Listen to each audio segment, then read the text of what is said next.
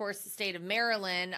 There was a photo that came out, Sabrina, last week showing Chris Van Hollen down in El Salvador sipping old margaritas with Kilmar Abrego Garcia. This is the man who was deported, who the Democrats and the media have latched onto and said, like, we've got to put all our eggs in this basket. This is our hill. We are going down with this one.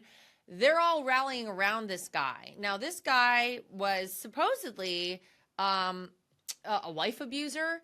There's a photo that showed his MS-13 tattoo on his knuckles. And in the photo, his wife, I guess, put some hearts over those so you don't see those tattoos.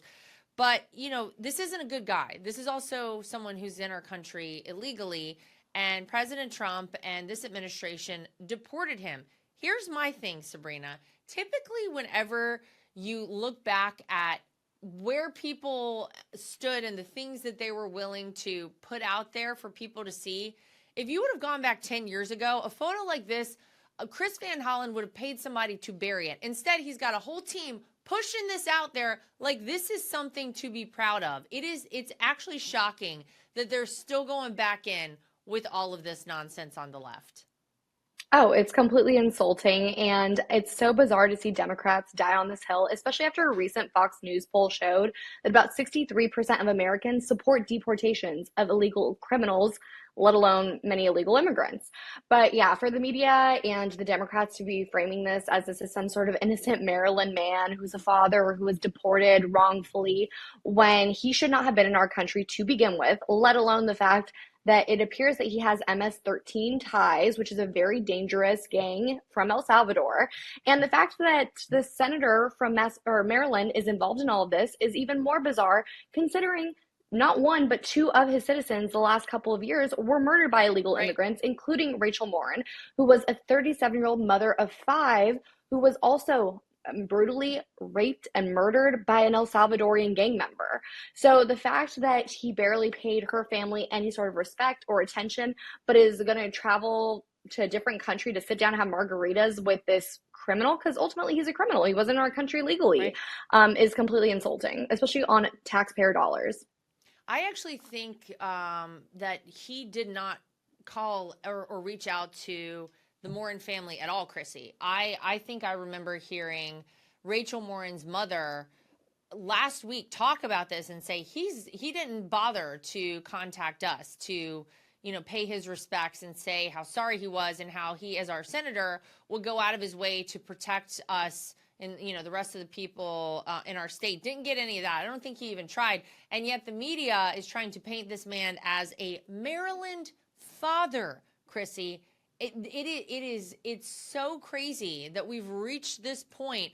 But in my mind, it kind of shows that they are just so lost and so desperate, and all of their attempts to try and kind of outdo President Trump and kind of, you know, the old tactics of the first term, they're just not working anymore with the American people. And I think this is evidence of that.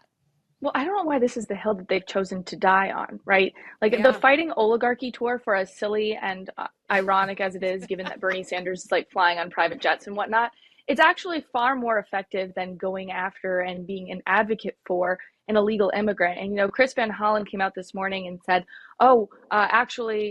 this is Monday morning, day of recording, came out and said, actually, wait a second. By the way, I think I was set up with these pictures, that the president of El Salvador set me up with these pictures of me drinking margaritas. I'm like, but it happened. It happened. And to your point, it's not about necessarily what is true. Of course, truth matters. What matters in politics ultimately is the perception from the American people. Right. And the American people perceive the Democrats, even if they claim to be going for due process, it looks like they are going and advocating for an illegal immigrant while American women suffer at the hand of these illegal immigrants. It's a bad look optically for them. There are plenty of other issues that they can go on and, you know, have a winning message for. This is a losing message. I don't feel like giving free advice to Democrats, but here I am, the Pope, the Democrats, you're welcome. You're welcome. Just listen to Chrissy. She knows. Yeah, to your point, President Bukele, the El Salvadoran president, posted on X, and he said now that he's been confirmed healthy, he gets the honor of staying in El Salvador's custody. So it doesn't sound like, Sabrina, that anytime soon El Salvador feels like sending this guy back to the United States as much as the Democrats. I know they have like a whole delegation that they sent down to El Salvador to work on his behalf. I assume as taxpayers we're paying for that as well. Yeah, which is completely insulting. I'm really impressed with the president of El Salvador. He has really changed that country so much for the better. Our babysitter is actually there right now visiting her mom, and she says that she's never felt safer in that country. So honestly, the fact that he's got this under control, why would we want a criminal back? It makes absolutely no sense. So it's kind of cool to see El Salvadorian relations with the U.S. improve as well. For full shows, live and on demand, it's Salem News Channel.